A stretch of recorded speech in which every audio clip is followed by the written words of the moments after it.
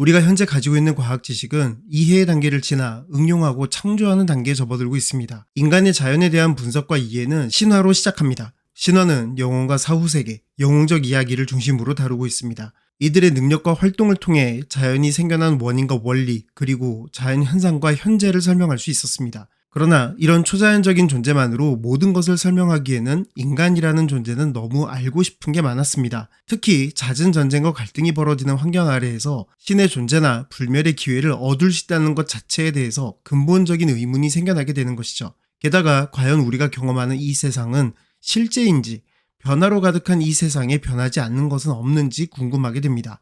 여기서 중요한 행동 하나를 하는데 바로 질문을 했다는 것입니다. 질문이라는 게 귀찮고 번거로운 일인 것 같아도 의문을 가지고 눈에 보이지 않는 영역을 관찰과 이성적 사고를 통해서 원리와 근원을 밝혀내려는 과학적 행동입니다. 이런 질문 덕분에 우리는 지금의 방대한 지식을 가지게 된 것입니다. 이제 이 질문을 처음 한 사람을 찾아가 볼 겁니다. 그리스인들은 해안 평지에 살았기 때문에 상업과 해상 무역을 일찍부터 시작했습니다. 그리스인들은 소란스러운 그리스를 떠나 지중해를 따라 해안가에 식민 도시를 건설하게 됩니다. 오늘 우리가 눈여겨볼 곳은 소아시아의 이오니아 지방과 이탈리아 반도의 남부 지역입니다. 이오니아 지방에 밀레투스라는 도시가 있는데 이곳은 교육의 중심지 중 하나여서 천문학, 수학, 기하학, 화폐, 종교, 사상 등 다양한 학문과 문화가 공존하는 곳이었습니다. 그리고 본토와의 거리가 있었기 때문에 본토에서 벌어지는 전쟁과 정치적 다툼에서 비교적 자유로웠습니다. 억압이 거의 배제되어 있고 자유롭게 지식이 누비는 이곳에서 헤로도토스나 히포크라테스와 같은 사람도 등장하고 철학의 아버지로 불리는 탈레스도 등장합니다. 밀레투스 학파 혹은 자연 철학자로 분류되는 탈레스는 플라톤에 져서 테아이테토스에서 유명한 일화가 있습니다. 이 이야기에서 눈여겨볼 행동이 있습니다. 탈레스는 밤하늘의 별을 보며 걷다가 바로 코앞에 무릉덩이를 보지 못하고 넘어져 버렸습니다. 그걸 본 하녀가 세상의 이치를 안다는 사람이 발 아래 일도 모른다며 비웃었습니다. 실제로 있었던 이야기는 아니라고 보는 학자들이 많은 이 일화는 사실 철학자의 태도를 말하는 것이라고 지적합니다. 밤하늘의 별처럼 고정되고 변하지 않는 진리를 탐구하는 철학자는 감각으로 경험하는 세상의 일 따위에 이성을 낭비하지 않는다는 점 말이죠. 진리에 대한 사랑과 열정, 그것을 밤하늘의 별을 바라보는 것으로 묘사한 것입니다. 이 행동의 상징성을 잘 기억해 주시기 바랍니다. 그러면 탈레스는 과연 어떤 답을 내놓았을까요? 만물의 근원은 물이다 입니다. 물은 서로 붙으면 진흙이 되고 모래가 되며 흙이 된다고 자연의 원리를 설명했습니다. 지금 생각하면 많이 황당한 대답이지만 아까도 말씀드렸듯이 이 사람이 내린 결론보다 이 사람이 한 행동,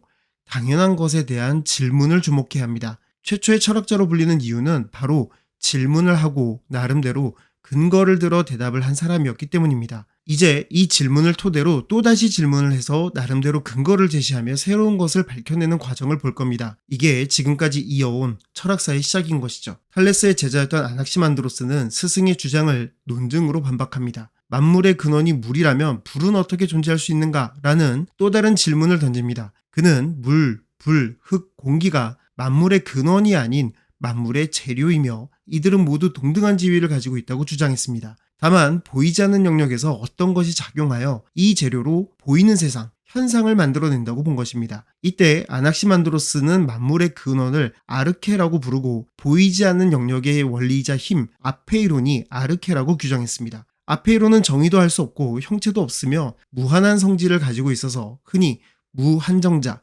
무규정자로 번역됩니다. 도가의 도와 너무 닮은 이론이죠. 아페이론이라는 개념은 그동안 몰랐던 것을 깨닫게 합니다. 우리의 감각이 경험하는 세계가 전부가 아닐 수 있다는 것, 물 자체라고 불리는 보이지 않는 본질이 있다는 형이상학적 사고를 하게 된 것입니다. 형이상학의 대표주자로 헤겔이 떠오르실 텐데 헤겔은 아낙시만드로스를 두고 진정한 의미의 철학을 한 사람이라고 평가합니다. 아페이론을 통해 아낙시만드로스는 우주의 생성과 소멸을 설명합니다. 모든 물질의 생성은 균형을 흔든 결과라고 보았습니다.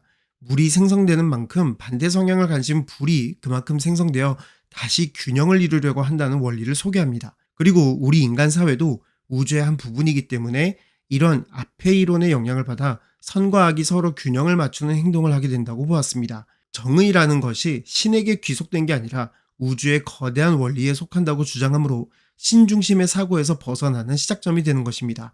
아낙시만드로스의 주장은 그의 제자 아낙시메네스에 의해 반박됩니다. 아낙시메네스는 아페이론은 논리적이지만 경험적인 확인이 불가능하다고 지적하면서 확인 가능한 증거나 근거가 있어야 한다는 원칙을 주장했는데 이 원칙에 의하면 물질은 확인 가능한 근원에서 만들어져야 했습니다. 그 근원은 존재하지만 보이지 않는 것이고 우리의 감각 경험으로 존재를 증명할 수 있어야 합니다. 그의 대답은 만물의 근원은 공기이다입니다. 아에르, 즉 공기는 눈으로 볼 수 없다는 점에서 형이상학적입니다. 비록 눈으로 볼 수 없지만 피부나 주위의 반응을 통해 분명히 존재한다는 것을 증명할 수 있습니다. 또 공기가 없다면 생명 유지가 불가능하다는 점 때문에 공기는 영혼이자 생명의 근원이라고 설명하기에 충분했습니다. 그의 아르케가 공기였던 이유입니다. 아낙시메네스는 공기의 응축과 희박으로 뜨거움과 차가움이 발생하고 그 정도에 따라 각각의 물질이 생긴다고 보았습니다. 그걸 증명하기 위해 실험도 하였는데 자신의 입술을 오므려 바람을 불면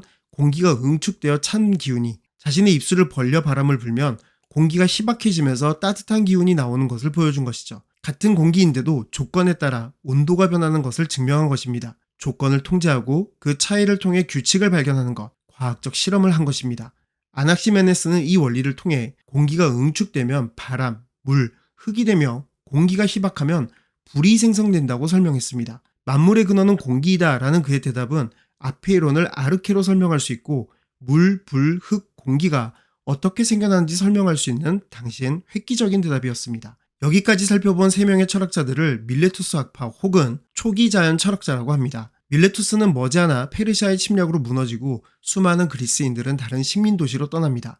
그들과 함께 떠난 아르케에 대한 탐구는 수학에 빠진 철학자이자 수학자 피타고라스를 만나게 됩니다. 피타고라스는 만물의 근원은 수이다 라고 선언했습니다. 그는 우주가 수에 의해 움직인다고 보았습니다. 그리고 모든 수는 계산이 가능하며 계산이 가능하다는 것은 답을 구할 수 있다는 것이죠. 그리고 규칙이 있다는 의미이기도 합니다. 무질서해 보이고 아무렇게나 놓여진 것 같은 자연과 우주는 조화라는 것을 향해 가고 있다고 주장했습니다. 이걸 인간 사회에도 적용하게 되는데 불확실하고 고통으로 가득한 이 세상도 확실과 행복이라는 정답을 가지고 있으며 인간 사회에서 조화를 이루는 것은 우정에 의해서 가능하다고 믿었습니다. 여기서 말하는 우정은 또래끼리만 느끼는 감정이 아니라 지속적인 상호작용을 하는 인간관계에서 느끼는 감정입니다. 피타고라스는 조화의 상태를 음악으로 표현할 수 있다고 보았습니다. 정확히 표현하자면 소리로 나타나게 된다고 보았는데 우주가 가장 조화로운 상태에서 가장 아름다운 소리를 낸다고 보았습니다. 그래서 자연의 물질로 만든 악기에서 일정한 비율에 따라 조건을 형성하였을 때 가장 듣기 좋은 음을 낸다고 보았고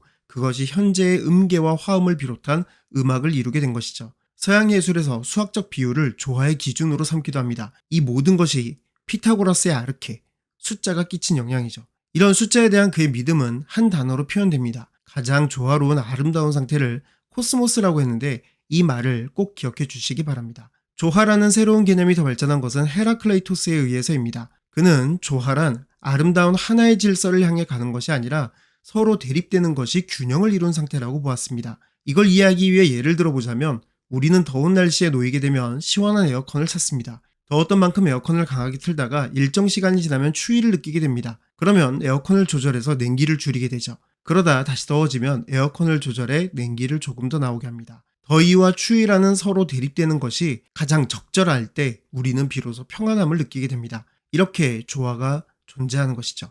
대립이 존재함을 인정하면서 대립에 의한 조화의 파괴를 막고자 하는 원리, 그것을 로고스라고 불렀습니다. 이 단어를 우리는 이성어로 흔히 사용합니다. 그 이유는 우리가 로고스라고 하는 원리를 이해하기 위해서는 변화와 현상을 관찰하고 그것을 바탕으로 지식을 새롭게 하며 새로운 지식으로 본질에 다가가는 과정이 우리의 경험과 판단에 의한 이성의 결과물이기 때문이죠. 변증법적 사고를 정리한 이 단어 덕분에 아르케 자체에 대한 개념이 바뀌게 됩니다.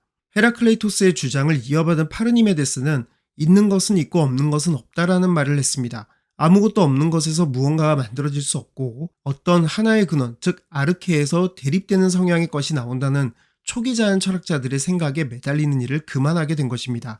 이게 무슨 말인지 잠깐 예를 들어보겠습니다. 어렸을 때의 나와 현재의 나, 미래의 나 이렇게 셋을 타임라인에 두고 보겠습니다. 셋은 눈으로 보이는 특징이 뚜렷합니다. 뚜렷한 변화를 느낄 정도인 이 셋은 대립되는 것들이 조화를 이루는 헤라클레이토스의 주장과 비교하면 부등호로 이렇게 표현할 수 있을 것입니다. 그런데 이렇게 대립되는 것들의 영향을 받아 변화한 나는 특히 어느 한쪽의 영향이 균형을 깬 양쪽 끝의 나는 완전히 다른 존재라고 할 수 있을까요? 아닙니다. 모두 같은 하나의 존재가 변화한 것이죠. 더 근본적인 것은 존재한다, 즉 있다는 것입니다.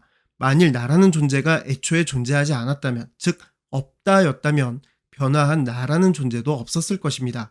여기까지 봤으면 파르니메데스가 한 말을 좀 더 쉽게 바꿔보겠습니다. 존재하던 것에서 존재가 생기고 존재하지 않던 것에서 존재가 생길 수 없다. 그렇다면 변화는 어떻게 설명했을까요? 생성과 소멸, 성장과 쇠락에 의한 변화는 오로지 우리의 감각으로 변화한다고 인식하기 때문입니다. 그래서 감각을 통한 경험은 믿을 수 없고 그것은 우리를 기만한다고 보았습니다. 그런 기만하는 지식을 독사라고 정의하였습니다. 더 나아가 만물의 근원을 아르케와 같이 오직 하나인 것으로 정의하면 고유의 개별성을 가지고 있는 생명, 즉 영혼은 어디에서 온 것인지, 혹은 죽으면 그 생명 혹은 영혼은 어디로 사라지는 것인지와 같은 있다가 없거나 없다가 있는 것들에 대해 설명할 수가 없다는 점을 해결하라 합니다. 그래서 마지막으로 정리하게 된 주장은 우리는 일자로서가 아니라 다자로서 존재한다입니다. 다자가 존재한다, 즉 실제한다는 그의 주장은 엠페도클레스와 데모크리토스를 통해 진실이 됩니다. 현대과학이 알려주듯이 우리 개개인과 우주는 물이나 불과 같은 일자로 이루어진 것이 아닙니다. 다양한 다자인, 다양한 원소들의 결합과 반응의 산물입니다. 다만 아직 원소를 직접 눈으로 확인할 수 있는 때는 아니었기 때문에 다음 주자인 엠페도클레스도 아직 고대의 사후원소설에 얽매여 있습니다. 세상은 존재하고 지속되면서 변화한다고 생각했는데 물, 불, 흙, 공기라는 4가지 요소, 리조마타라고 불리는 이들은 어떤 힘에 따라 끊임없이 변화하고 생성된다고 보았습니다. 그리고 이런 과정에서 생명과 물질이 탄생한다고 본 것입니다. 여기서부터 해설을 위해 좀 눈여겨봐야 하는 내용이 나오는데 엠페도클레스가 주장한 4가지 요소를 움직이는 힘에 대한 이야기입니다. 엠페도클레스는 그 힘은 사랑과 불화라고 보았습니다. 사랑은 같은 것을 밀어내고 다른 것을 끌어당기는 성질을 가지고 있다고 보았습니다. 그래서 사랑이 우주에 강력하게 작용하였을 때 물, 불, 흙, 공기는 서로 끌어당겨 생명과 물질을 만들어내는 결합 현상을 보이는 것입니다. 불화는 같은 것은 끌어당기고 다른 것은 밀어내는 성질을 가지고 있다고 보았습니다. 불화가 우주에 강력하게 작용할 때에는 애써 결합한 물질들이 분리되어 같은 것끼리 결합하는, 즉 각각의 리조마타로 돌아가는 분열 현상을 보이는 것이죠. 이렇게 분열되어 근원으로 돌아간 우주는 사랑과 불화가 조화를 위해 반복되는 과정을 통해 우주가 생성과 소멸이라는 과정을 반복한다고 보았습니다. 제법 현대과학 지식에 가까워졌다는 느낌을 받으셨을 것입니다. 이런 엠페도클레스의 과학사적 업적도 중요하지만 나머지 생애에 대해서 살펴보면 에반게리온 신극장판 시리즈의 결정적 단서가 나옵니다. 그건 따로 영상을 만들도록 하겠습니다. 다음으로 등장하는 철학자는 교과서에서 접해본 사람입니다. 원자론의 시작으로 소개되는 데모크리토스는 우주는 다자로 이루어져 있다는 점과 그것이 외부의 힘으로 인해 결합하고 분리되기도 한다는 점, 그러한 결합과 분리가 물질을 생성하거나 변화시키기도 한다는 점을 모두 통합하는 이론으로 원자론을 내놓은 것입니다. 원자론의 원리에 대해서는 익숙하니까 설명을 생략하겠습니다. 그런데 데모크리토스가 원자론을 소개하면서 주장한 2가지에 관심을 가져야 합니다. 하나는 생명, 즉 영혼도 원자로 이루어져 있다고 보았는데 죽음이란 생명 혹은 영혼이 원자로 분해되어 우주 어딘가에 존재하는 과정이라고 본 것입니다. 그리고 그 생명을 이루던 원자들이 사랑의 힘에 의해 결합하게 되면 또 다른 생명이 탄생하게 된다고 본 것이죠. 나머지 하나는 가능한 한 유쾌한 삶을 살 것을 권했다는 것입니다. 원소주기표에서 특정 원소들은 안정된 상태입니다. 나머지 원소들이 전자를 버리거나 더 얻는 것을 이온화라고 하는데 이온화의 결과는 안정된 원소들과 같은 안정된 상태가 되는 것입니다.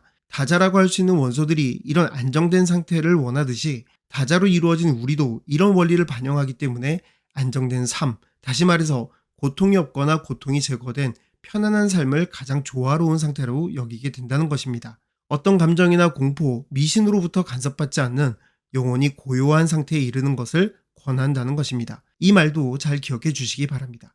방대한 내용을 필요에 따라 축약했기 때문에 다소 부족한 면이 있더라도 재밌게 보아주셨으면 좋겠습니다. 이 영상을 바탕으로 이루어질 해설 영상도 기대해 주시기 바랍니다. 이번 영상은 여기까지입니다.